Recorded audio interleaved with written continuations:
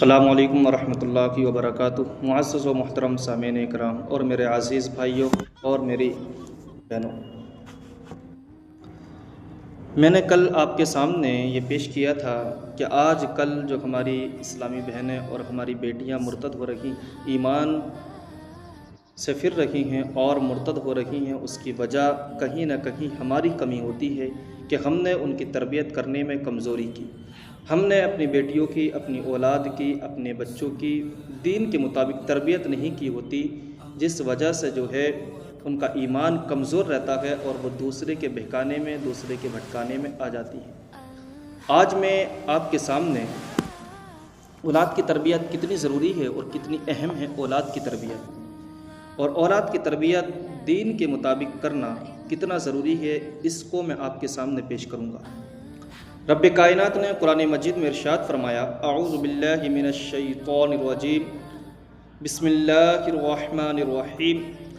یا ایہا الذین آمنوا قوا انفسکم واہلیکم نارا وقودها الناس والحجارۃ علیہا ملائکۃ غلاظ شداد لا یعصون اللہ ما امرهم ویفعلون ما یؤمرون۔ رب کائنات نے ارشاد فرمایا، اے ایمان والو، اپنی جانوں اور اپنے گھر والوں کو اس آگ سے بچاؤ جس کے ایندھن آدمی اور پتھر ہیں، اس پر سخت کرے فرشتے مقرر ہیں جو اللہ کا حکم نہیں ٹالتے اور جو انہیں حکم ہو وہی کرتے ہیں۔ یعنی رب کائنات نے یہاں پر ایمان والوں کو یہ حکم دیا کہ اے ایمان والو، اپنی جانوں اور اپنے گھر والوں کو اس آگ سے بچاؤ جس کے ایندھن آدمی اور پتھر ہیں۔ یہاں آدمیوں سے مراد کافر، یہاں آدمی سے کافر اور پتھر سے بت وغیرہ مراد ہے، اور معنی یہ ہے کہ جہنم کی آگ بہت ہی شدید اور حرارت والی ہے، اور جس طرح دنیا کی آگ لکڑی وغیرہ سے جلتی ہے،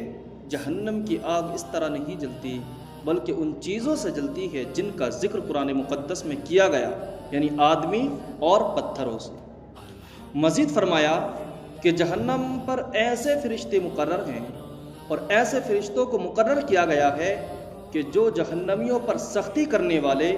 اور انتہائی طاقتور ہیں، اور ان کی طبیعتوں میں رحم نہیں، وہ اللہ تعالیٰ کے حکم کی نافرمانی نہیں کرتے، اور وہی کرتے ہیں جو رب تبارک و تعالیٰ ان کو حکم دیتا ہے، اور جو رب تبارک و تعالیٰ نے ان کو حکم دیا ہے وہی کرتے ہیں وہ، اس کے علاوہ وہ رب تبارک و تعالیٰ کے حکم کی نافرمانی نہیں کرتے۔ پیارے اور معزز میرے بھائیوں، میرے عزیز بھائیوں اور میری بہنوں، ہر مسلمان پر اپنے اہل خانہ کی اصلاح، میرے عزیز بھائیوں اور میری بہنوں، اس آیت سے معلوم یہ ہوا کہ جہاں مسلمان پر اپنی اصلاح کرنا ضروری ہے،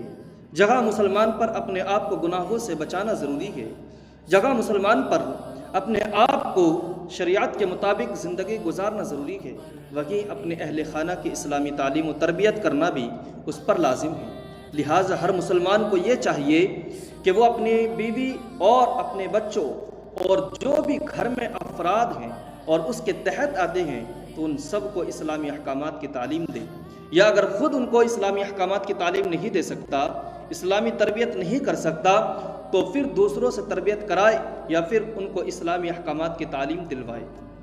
یوں ہی اسلامی تعلیمات کے سائے میں ان کی تربیت کرے تاکہ یہ لوگ بھی جہنم کی آگ سے محفوظ رکھیں، اور یہ تعلیم، اسلامی احکامات کی تعلیم دلوانے والا اور خود دینے والا بھی جہنم کی آگ سے محفوظ رکھے۔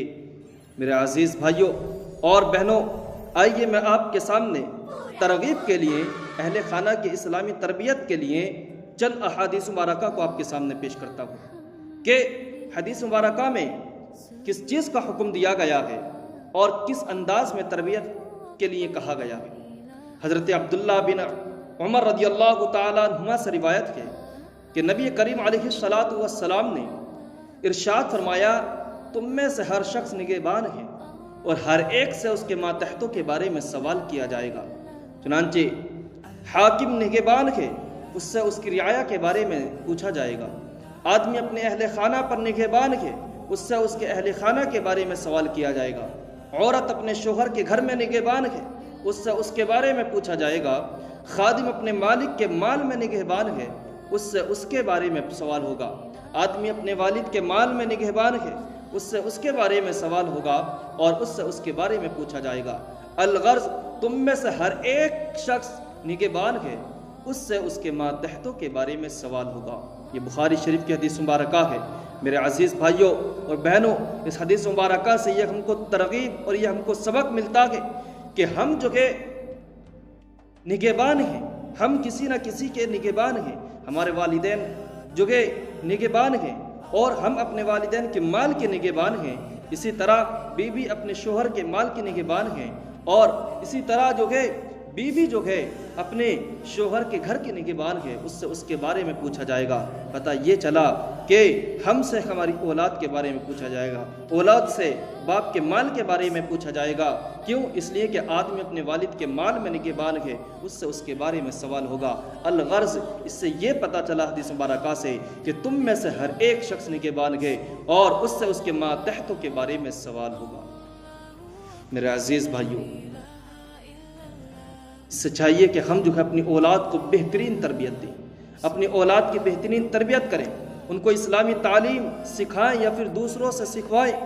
تاکہ ہمارے بچے ایمان میں مضبوط رہیں، ہمارے بچوں کا ایمان، ہماری بہنوں کا، ہمارے بچوں کا ایمان مضبوط رہے اور قوی رہے، تاکہ اس کو کوئی بہکا نہ سکے، اس کو کوئی بھٹکا نہ سکے، اس کو کوئی اپنے جال میں پھنسا نہ سکے، ہماری بہنوں کو، ہماری بیٹیوں کو کوئی اپنی محبت میں بھٹکا کر کے اس کا ایمان نہ چھین سکے، اس کو مرتد نہ کر سکے اور اس کو ایمان سے نہ پھرا سکے۔ اس لیے ہم کو چاہیے کہ ہم جو ہے اپنے گھر والوں کی، اپنے بال بچوں کی، اپنی بیٹیوں کی، اپنی بہنوں کی اسلام کے مطابق تربیت کریں، دینی تربیت کریں، تاکہ دینی تعلیم کے مطابق، دینی تعلیم جب وہ ان کو حاصل ہو جائے اور اس کے مطابق ان کی تربیت کی جائے تو پھر ان کا ایمان مضبوط رکھے اور وہ اپنے ایمان میں پختہ ہو جائیں، جس کی وجہ سے وہ جو ہے دوسروں کی طرف نہ بہکیں اور دوسروں کی محبت میں نہ پھنسیں۔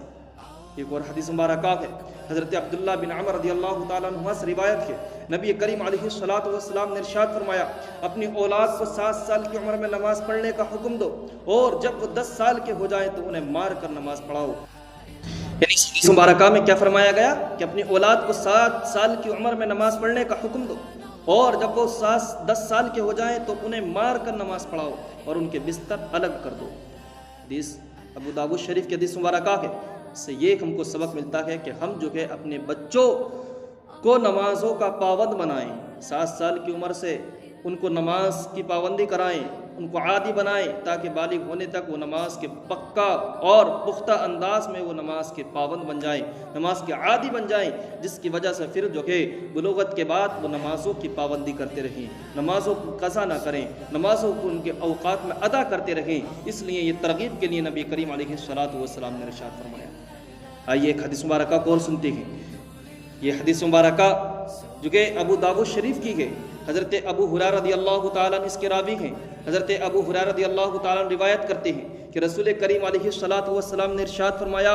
اللہ تعالیٰ اس شخص پر رحم فرمائے جو رات میں اٹھ کر نماز پڑھے اور اپنی بیوی کو بھی نماز کے لیے جگائے، اگر وہ نہ اٹھے تو اس کے منہ پر پانی کی چھینٹیں مارے۔ اللہ تعالیٰ اس عورت پر رحم فرمائے جو رات کے وقت اٹھے پھر نماز پڑھے اور اپنے شوہر کو جگائے، اگر وہ نہ اٹھے تو اس کے منہ پر پانی کی چھینٹیں مارے۔ پانی کی چھینٹیں مارنے کی اجازت اس صورت میں ہے جبکہ جگانے کے لیے بھی ایسا کرنے میں خوش طبعی کی صورت ہو یا دوسرے نے ایسا کرنے کا کہا ہو۔ میرے اور معزز سامعین کرام اور میرے عزیز بھائیوں اور بہنوں، اس سے یہ پتہ چلا کہ شوہر اور بیوی اگر کوئی ایک اٹھ کر کے نماز پڑھ رہا ہے تو اس کو چاہیے کہ اپنی بیوی کو اٹھائے، اگر بیوی نماز پڑھ رہی ہے اٹھ کر کے تو اس کو چاہیے کہ وہ اپنے شوہر کو اٹھائے نماز کے لیے۔ کیوں؟ تاکہ وہ بھی نماز پڑھے، وہ بھی نمازوں کی پابندی کرے، اور جب دونوں نمازوں کے پابند ہوں گے تو انشاءاللہ ان کی اولاد بھی جو ہے دین متین کی خدمت کرنے والی، نیک اور صالح اور نمازوں کی پابند بنے گی۔ اس لیے کہ والدین سے ہی بچہ سیکھتا ہے، والدین سے ہی بچہ جو ہے سیکھتا ہے کہ ہمارے والدین کیا کر رہے ہیں، زبان سے کم سیکھتا ہے۔ جب بچپن کا وقت ہوتا ہے اور بچہ جب چھوٹا ہوتا ہے تو پھر اپنے والدین کو جو کچھ کرتا ہوا دیکھتا ہے، اس کے اندر اس کے اثر زیادہ پڑتے ہیں اس کی زبان سے۔ والدین اگر سکھائے، زبان سے سکھائے تو یہ کم اثر کرے گا، جبکہ اس کو عمل کر کے دکھائے اور اس کے سامنے اچھے اور نیک کام کرے، نمازوں کی پابندی کرے، تو پھر یہ جو ہے بچے کے اندر زیادہ اثر پیدا کریں گے اور یہ بچہ اپنے اندر زیادہ اپنائے گا کہ ہمارا باپ نماز پڑھتا ہے، ہم کو بھی نماز پڑھنی چاہیے، ہمارا باپ نے کبھی جھوٹ نہیں بولا، ہم کو بھی جھوٹ نہیں بولنا چاہیے، ہمارے باپ نے کسی سے وعدہ خلافی نہیں کی، ہم کو بھی وعدہ خلافی نہیں کرنی چاہیے، ہمارے باپ نے کسی کو دھوکہ نہیں دیا، ہم کو بھی دھوکہ نہیں دینا چاہیے، ہمارے باپ نے کسی کا مال جو ہے نہیں لوٹا، ہم کو بھی کسی کا مال نہیں لوٹنا چاہیے، ہمارے باپ نے کسی کو گالی نہیں دی، ہم کو بھی کسی کو گالی نہیں دینا چاہیے۔ یہ بچہ جو ہے سب کچھ سیکھتا ہے، والدین سے سیکھتا ہے، کیونکہ سب سے پہلے جو استاد ہوتے ہیں، سب سے پہلے جو تربیت کرنے والے، تعلیم دینے والے جو ہوتے ہیں وہ والدین ہوتے ہیں بچے کے، بالخصوص ماں۔ یہ بچے کی بہت ہی بہترین استاذ اور بہت ہی بہترین جو ہے معلمہ ہوتی ہے۔ اگر ماں یہ سمجھ لے اور یہ اپنے اوپر لازم اور ضروری کر لے کہ مجھے اپنے بچے کو سکھانا ہے، علم دین حاصل کرانا ہے، اسلام کے مطابق تربیت کرنی ہے اور دینی تربیت کرنی ہے، تو بچہ جو ہے نیک اور صالح ہوگا، بچہ جو ہے ماں باپ کا فرمانبردار ہوگا، بچہ جو ہے نمازوں کا پابند ہوگا، بچہ جو ہے نیک وکار ہوگا، دوسروں کا دل دکھانے والا نہیں ہوگا بلکہ دوسروں کے ساتھ نرمی سے پیش آنے والا ہوگا، بچوں پر شفقت کرنے والا ہوگا، بڑوں کا ادب کرنے والا ہوگا، والدین کا حکم ماننے والا ہوگا۔ لیکن اس کے لیے ضروری ہے کہ ہم جو ہے دینی تربیت کریں بچوں کی۔ پیارے اور معزز سامعین کرام اور میرے عزیز بھائیوں، یہاں پر جہنم کے خوف سے روح پرواز کر گئی کہ یہاں اور اسی آیت سے متعلق جو کہ ایک حکایت کو بھی بیان کیا جاتا ہے۔ حضرت منصور بن عمار رضی اللہ تعالیٰ عنہ فرماتے ہیں کہ میں نے حج کیا اور سفر کے دوران کوفہ کے ایک سرائے میں ٹھہرا، پھر میں ایک اندھیری رات میں باہر نکلا تو آدھی رات کے وقت کسی کی درد بھری آواز سنی اور وہ یوں کہہ رہا تھا، کیا کہہ رہا تھا؟ اے اللہ عز و جل، تیری عزت و جلال کی قسم، میں نے جان بوجھ کر تیری نافرمانی اور مخالفت نہیں کی، مجھ سے جب بھی تیری نافرمانی ہوئی، اے اللہ عز و جل کہ تیری عزت و جلال کی قسم، میں نے جان بوجھ کر تیری نافرمانی نہیں کی، میں نے تیری مخالفت نہیں کی، اور مجھ سے جب بھی تیری نافرمانی ہوئی تو میں اس سے ناواقف نہیں تھا، لیکن خطا کرنے پر میری بدبختی نے میری مدد کی، خطا کرنے پر، گناہ کرنے پر میری بدبختی نے میری مدد کی، اور تیری ستاری کی امید نے مجھے گناہ پر ابھارا، اور بے شک میں نے اپنی نادانی کی بنا پر تیری نافرمانی اور مخالفت کی، تو اب تیرے عذاب سے مجھے کون بچائے گا؟ تو اب میں تیرے عذاب سے کیسے بچوں گا اور تیرے عذاب سے مجھے کون بچائے گا؟ اگر تو نے مجھ سے اپنی رسی کاٹ لی، یعنی اپنی رحمت و عنایت کی رسی کو کاٹ لیا، تو میں کس کی رسی کو تھاموں گا؟ جب وہ اپنی اس التجا سے فارغ ہوا تو میں نے قرآن مجید کی یہ آیت تلاوت کی، اور میں نے قرآن مجید کی اس آیت کو تلاوت کیا جو رب تبارک و تعالیٰ نے ارشاد فرمایا، یا ایھا الذین آمنوا قوا انفسکم واہلیکم نارا وقودها الناس والحجارۃ علیہا ملائکۃ غلاظ شداد لا یعصون اللہ ما امرهم ویفعلون ما یؤمرون۔ اپنی جانوں اے ایمان والو، اپنی جانوں اور اپنے گھر والوں کو اس آگ سے بچاؤ جس کا ایندھن آدمی اور پتھر ہیں، اس پر سختی کرنے والے طاقتور فرشتے مقرر ہیں جو اللہ۔ منصور بن عمار کہتے ہیں کہ پھر میں نے جو کہ کیا کی، اس آیت مبارکہ کو تلاوت کیا، اور اس آیت مبارکہ کو تلاوت کرنے کے بعد پھر میں نے ایک شدید حرکت سنی، اور اس کے بعد کوئی آواز نہ سنائی دی، میں وہاں سے چلا گیا اور دوسرے دن اپنی رہائش گاہ میں لوٹا تو دیکھا کہ ایک جنازہ رکھا ہوا ہے۔ میں نے وہاں موجود ایک بوڑھی خاتون سے میت کے بارے میں پوچھا اور وہ مجھے نہیں جانتی تھی۔ اس نے کہا رات کے وقت یہاں سے ایک مرد گزرا، اس وقت میرا بیٹا نماز پڑھ رہا تھا، اس آدمی نے قرآن مجید کی ایک آیت پڑھی جسے سن کر کے میرے بیٹے کا انتقال ہو گیا۔ میرے عزیز بھائیوں اور میری بہنوں، اس واقعے سے، اس حکایت سے یہ ہم کو سبق ملتا ہے کہ ہم جو ہے اس آگ سے ڈریں، ہم جو ہے اپنی اولاد کو اس آگ سے ڈرائیں، ہم جو ہے اپنے بچوں کو اس آگ سے ڈرائیں، اپنی بہنوں کو اس آگ سے ڈرائیں، اپنے گھر والوں کو اس آگ سے ڈرائیں کہ جس کی آگ اتنی سخت ہے، جس کے ایندھن پتھر اور انسان ہیں، اور وہ بڑی سخت آگ ہے، اور اتنے طاقتور فرشتے مقرر ہیں کہ وہ صرف رب تبارک و تعالیٰ کے حکم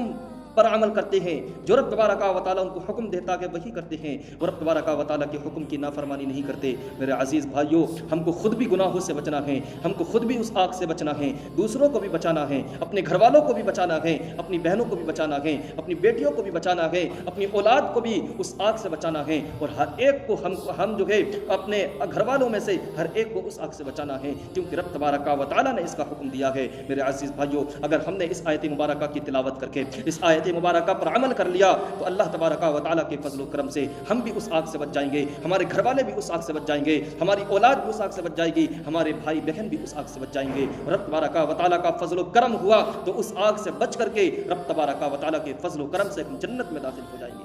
لیکن اس کے لیے ضروری ہے کہ ہم جو ہے بہترین تربیت کریں، اسلامی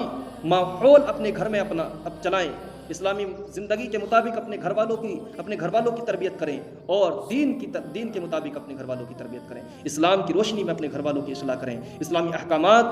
جو ہے ان کو سکھائیں، اسلامی احکامات کے مطابق ان کو عمل کرائیں، نمازوں کی پابندی کرائیں، تاکہ اس آیت مبارکہ پر عمل ہو جائے، رب تبارک و تعالیٰ ہم پر اپنا خاص فضل و کرم فرمائے۔